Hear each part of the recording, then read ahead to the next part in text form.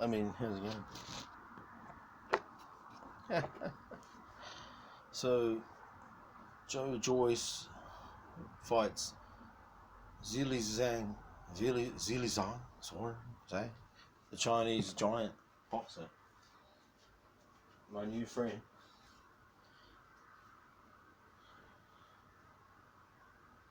It was like swapping a little hero. I wouldn't call it a hero, but okay, this guy did really well. I was critical of you, but now I'm a fan.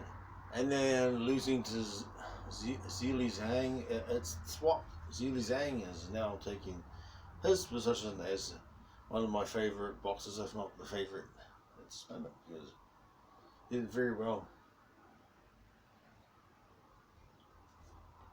China's very proud. I bet you the whole country is so proud of him. Because I can't remember one time when China had a heavyweight boxing champion, but I think they might have one coming very soon. Zili Zhang's not new though, so he might be accustomed to his previous experiences. Well, he can be reborn in your mind in some ways, and if he can do that and seize his moment, he can become the world heavyweight champion, and that'll make me tear up a little bit, because that's just an amazing thing. Yeah, Zili Zhang he looks very formidable. He's got some good arms, not as good as mine, but close. But he's 6'6", whatever, 280 pounds or whatever he wants to. He could probably come down to 240, 250, and even go up to 300 if he wanted. But the thing I noticed about him, what I liked about the way he fought compared to Joe Joyce. Joe Joyce, he fought really typical of his self. Sometimes he can speed up a bit, but when he fought Zili Zhang, he was even slower and less active, and he was forced to be less active, but he didn't like the first few punches that he got, and that really changed the way he was going to go about fighting Zili Zhang. Yeah. And Zili Zhang was picking his moments perfect. Like when he does this and he does that, there's just opportunity. There's so much opportunities with Joyce, but he hits fairly hard and he's pretty busy, but he's picking his moments. And when the moment was right, you could see Zhang just go, then keep him busy with the jab. Then when the moment was right, he just go, bang! Fucking good. Joyce took those ones. Still, I don't know, man, if some other people can take that, man. Parker. Interesting as Zili Zhang Parker fight. Yeah. It's weird. It's weird. It's weird. Parker probably beat him. That's the fucking strange thing. Yeah. So this dude beats that dude, that loses this one, that beats that one, and that loses to this one, that guy beats this one, and oh my fucking god. What's going on here? Hey, I think that the World Boxing Council just needs to, instead of they get to choose whoever they want to fight, nah, you don't do that anymore. This is who you're going to fight, and that's it. There's no ifs or buts. If you don't fight this person, you're out of the fucking whole competition. Right? Like any sport. Imagine if you play rugby, or there's basketball, NBA, NFL, whatever, and they say, no, we don't want to play against those guys, we want to play against them. Well, you're fucked, you just forfeited. You're out. Give the belt back. You know what I mean? What's this fucking WWF? I'll fight you! Some event we're going to make up, Fuck. Back in the days when I first saw WWF, there was sort of like some kind of platform of there was a competition happening. Now there's I'll fight you in the middle of the ocean. I'll fight you on the top of Mount Everest. match with you. I'm going to call you out. We're going to fight some strange place in the middle of Burger King. You know, that's just stupid as that. That must be what people want to see. And that means that people are fucking stupid. Right? Because if they just wanted to write it like that, and everyone went, oh, that's fucked. And then they would go, and they get no money for it. Of course, they're like, we ain't doing that again.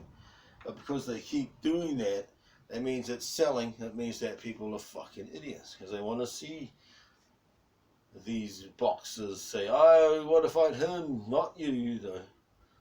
Not you, but you. And then they go, I'm the greatest thing ever. My shit don't stink. Fight any man born from his mother. Another, you know, Tyson Fury's the worst. Then comes in this hot second place is Deontay Wilder and all his fans. They're delusional how powerful they think his punches. Who did he beat? Who did he beat? Ortiz, an old fucking... No, he's like, he's an overrated journeyman, Ortiz. Who the fuck did Ortiz beat? He beat Ortiz, what did he do? Who else did he beat? Couple of people. He beat all these fucking journeymen. Way more journeymen than anybody else ever fought.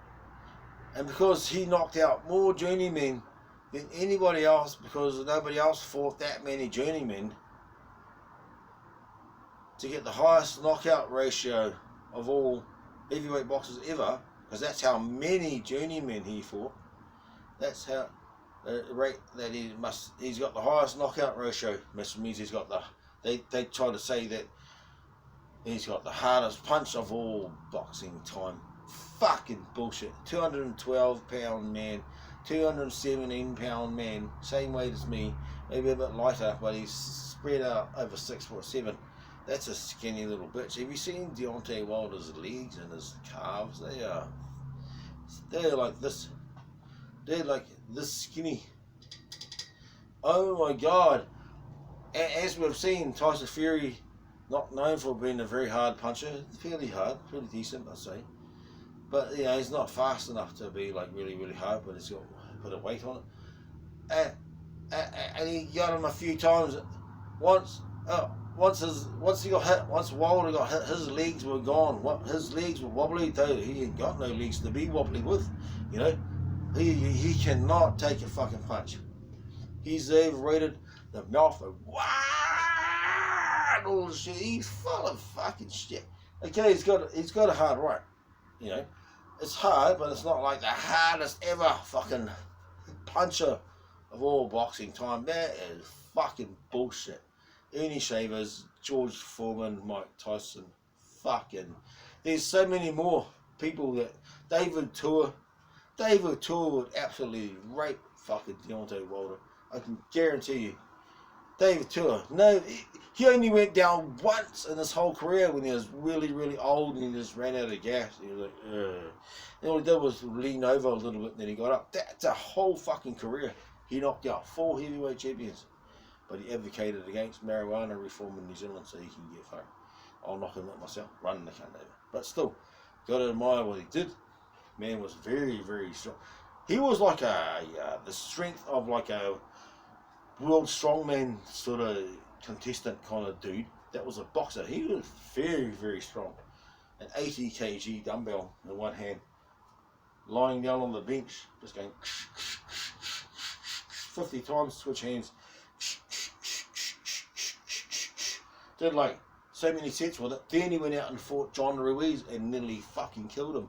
That was in the dressing room before he went out. I was like, man, I cannot do it even at my strongest ever. I cannot fucking do fucking that. Look at me. And he went and boxed straight after it. Fuck, if I could do that, man, I'd be in bed for about a fucking 2 weeks after that. He went out and then fucking fought a fucking boxing match. That's David Tua at least. You know, Fury, he might outbox him. Well, the other stay on the outside. But Tua doesn't try to box him and just goes in for the kill. He would knock fucking Tyson Fury out. and fucking Deontay Wilder. Deontay Wilder will be up by about round 4, 5, 6 max if they fought David Tua. Even if he went all the way, David he'd catch him, because there's no way that those skinny little legs are going to stand up against David Tua's huge fucking trunks, man. Okay, there's a big height difference. But Deontay Wilder doesn't really know how to use that. He wants to be the big... He'll hit Tua with it, and it won't drop him, and then Tua will go bam with the left hook, and we'll bing! Game over. Game over for fucking Deontay Wilder. He's athletical, muscular, probably fairly strong, but he's just lean and light, and like, he can't take it, man. He can't take the hits. That's what I'm saying. And his name, Wilder. It's ironic how that's like kind of how he fights too. He jumping and hitting and swinging like he's a fucking a swimmer, like fucking swinging around, jumping and hitting. Yeah, fuck. And he go, and he says things like, "I want a body on my record." I mean, fuck, it might be you, mate, or somebody else's record. You don't see that. And then they believe in God. Eh? That's what really irks me. It's like all these boxers, and they just like to thank God. Fucking hell, yeah. Hang on a minute. So, well, you trying to tell us that God, Heavenly Father, Jesus, and all that, they approve of violence? Does God approve of violence? What if God's in both corners of the boxers? I'm in your corner, he's in my corner too. Right. Is that God versus God using human beings to beat each other up? That sounds more like Satan, right? Destroying God's greatest creation, destroying man. That sounds something more like what the devil would do. Make them box each other. Even when these rugby players look up to the sky, I think, you fucking idiot. I'd just close on them, when they're not looking, I'll just get past. Fucking take that cunt. Bang. Send me off, I don't give a fuck. It'll be a YouTube viral video. I'm sorry, man. I'm materially lost. I fucking started tripping out. That's how he sticks. Just close on the cunt, just ruin their moment, eh? Just wipe it on your arm, and then make you wipe my ass out. Fuck. Say, sorry, God. Got another try. Offended someone in the head. Sorry about that. That's the more realistic thing to do. Like, thank you, God, for giving me the power to hurt somebody. Put them in a wheelchair. Fuck, I know I played rugby from 1985 to 1998 in South Auckland, New Zealand. You might not be able to tell, but I sent one dude off on a stretcher. Didn't mean to, but yeah, belly to belly suplex, landed on the corner flag. It was either that or he was way taller than me, tall guy, elbow look bony ass, fit guy. We were nearly on our own try line. Like, if he gets past me, he's just going to go straight down to get the try, which means touchdown. Okay, cool. And he dummied, which meant he fainted to make out he was going to pass, but then he went with the elbow, and I was like, fuck, getting driven back for a wee bit till I could get my he wasn't taller, I could just reach the belt, you know, and I just pulled him in towards me, because I was already on like a 45 at that stage. I was like, fuck, he's going to push me right over, because he wasn't exactly skinny, you know, but he was kind of lanky, but probably 100 kg. But I pulled him in towards me and just fell over with him and gave him at the last moment the belly to belly fucking suplex. He landed on his face and doop, doop, out comes the stretcher. Out comes the stretcher, the gurney, take him away.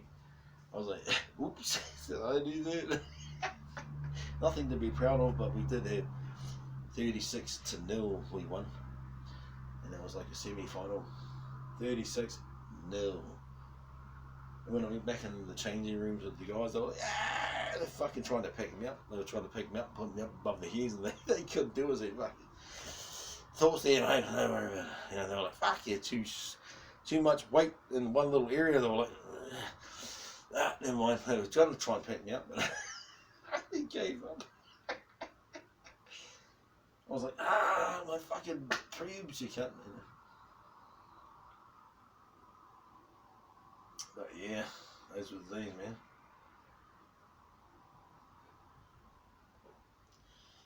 Greatest, like, claim to fame or anything. Seven aside, county sevens tournament I played that.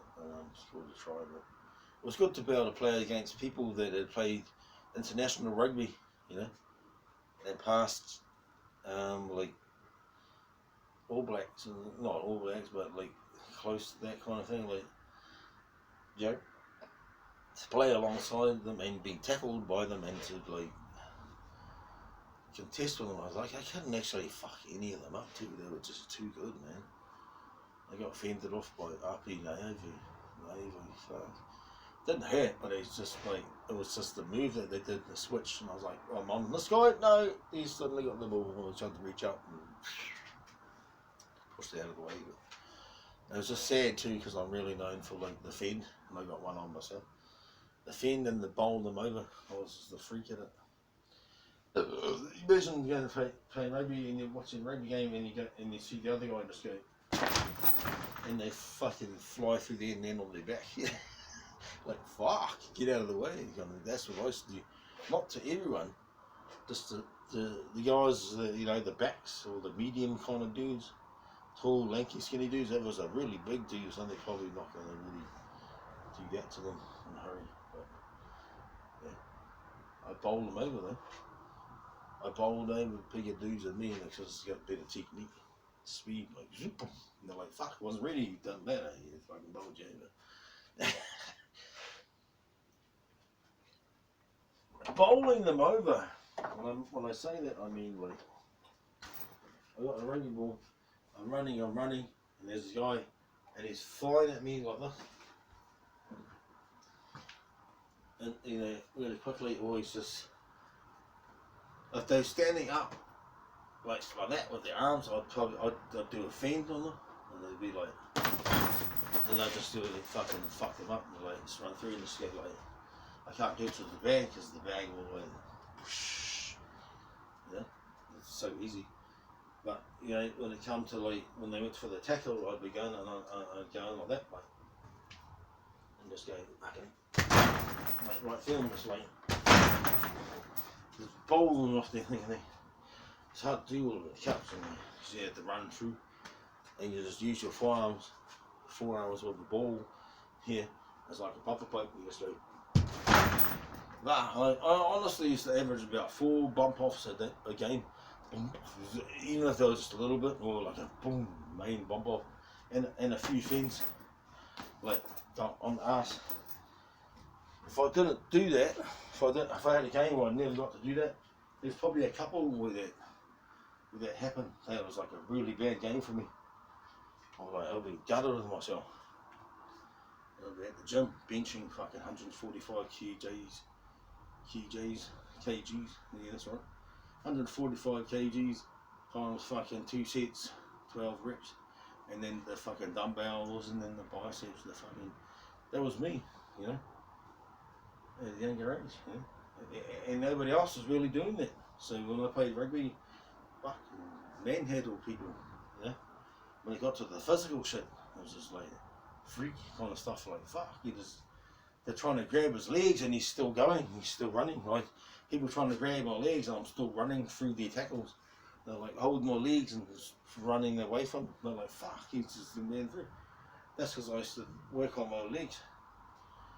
I'd get weights, I get the cable and go like that, on my hamstring, like a bicep curl.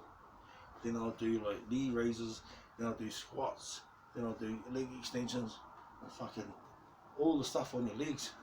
Muscular legs, like hard, shiny, muscular, lean kind of legs, not really bulky, but kind of like short, but like not those short dwarf kind of legs that sort of get really stocky. I'd say normal legs that went long enough, you know. You know, but pretty quick though. I was quick, but I wasn't always quick, depending on the surface. Probably depended on like the boots that I had, and the Paul Hutter cheap ass boots. $40 boots with a couple of sprigs missing, and it gets muddy and you can't get any traction. When it was dry, I was fast. Like 11-second flat, 100 meters. Yeah, 11 seconds. Then after that, flat on my back. Yeah, man. Mike Tyson. Mike, fucking nice. Mike Tyson's like.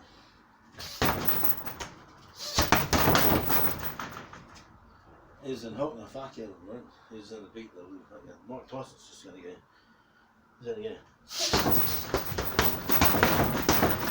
Until they're fucking fucked. Right? He would destroy these Tyson Furies and Twice's Fluffies, the tipsy thing and all that, you know.